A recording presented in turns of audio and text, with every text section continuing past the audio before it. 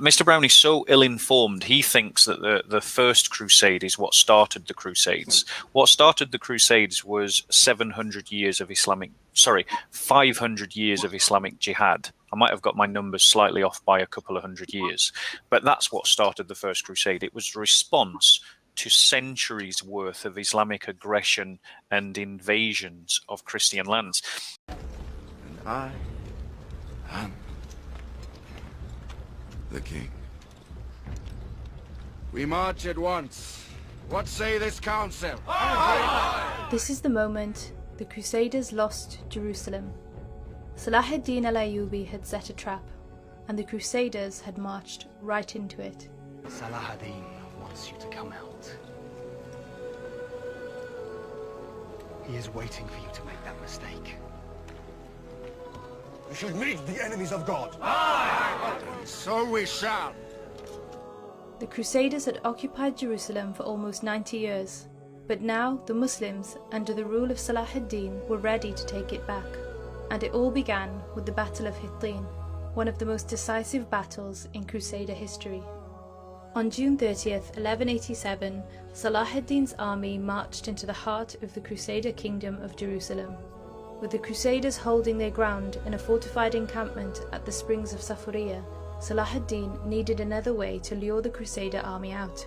So on July 2nd, Salah ad-Din and his army headed to the east and besieged the Crusader fortress of Tiberias. The Muslim army breached the fortress walls and seized the city by nightfall. When news reached the Crusader camp, Guy de Lusignan, the king of Jerusalem, held a war council, one which, unbeknown to him, would decide the fate of Jerusalem. The king's vassals persuaded him to march the army to the rescue of Tiberias, and at dawn on July 3rd they set out. Salah ad-Din's plan had worked, and the 20,000-strong Crusader army began the around 12-mile journey under the scorching July heat. As the Crusaders marched on, they soon realized that there was no escape from the harsh sun and the thick dust raised by the marching troops.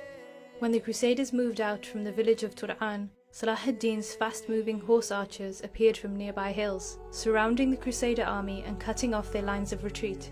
Constant harassment and clashes slowed the Crusaders down further. Leaving just a small garrison to block the citadel at Tiberias, Salah ad-Din and his troops headed back towards the Crusaders, blocking the road ahead. As nightfall approached, the exhausted Crusaders, slowed down by thirst and surrounded by Salah ad-Din's horse archers, could not fight their way past. King Guy had no choice but to order his men to make camp where they stood, but the night ahead would bring no rest for the Crusaders. Salah ad-Din's horse archers continued to harass the camp. Some troops clashed with Crusaders, and others set fire to perimeter tents throughout the night. Unable to rest, and with their water supplies diminishing, by the morning of July 4th, the exhausted Crusader army headed towards the springs of Hittin.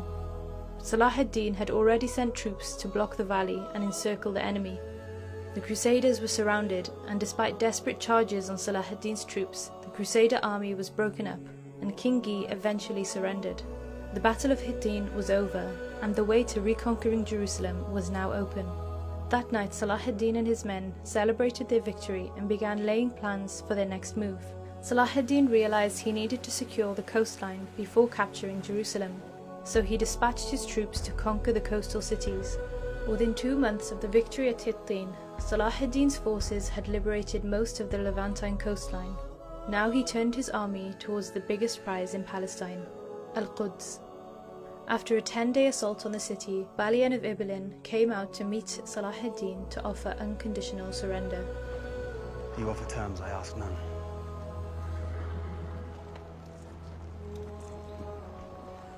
I will give every soul safe conduct to Christian lands. Every soul. No one will be harmed. I swear to God.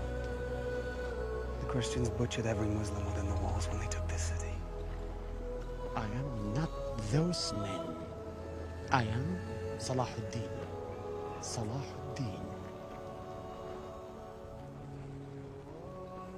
Then under these terms I surrender Jerusalem. On the 2nd of October 1187, the Muslims entered Jerusalem after 88 years of Crusader occupation. Masjid al-Aqsa, which had been taken by the Crusaders, was restored to a Muslim place of worship, and Salah ad-Din al-Ayyubi kept his promise, and the Crusaders were allowed to leave the holy city of Jerusalem in peace.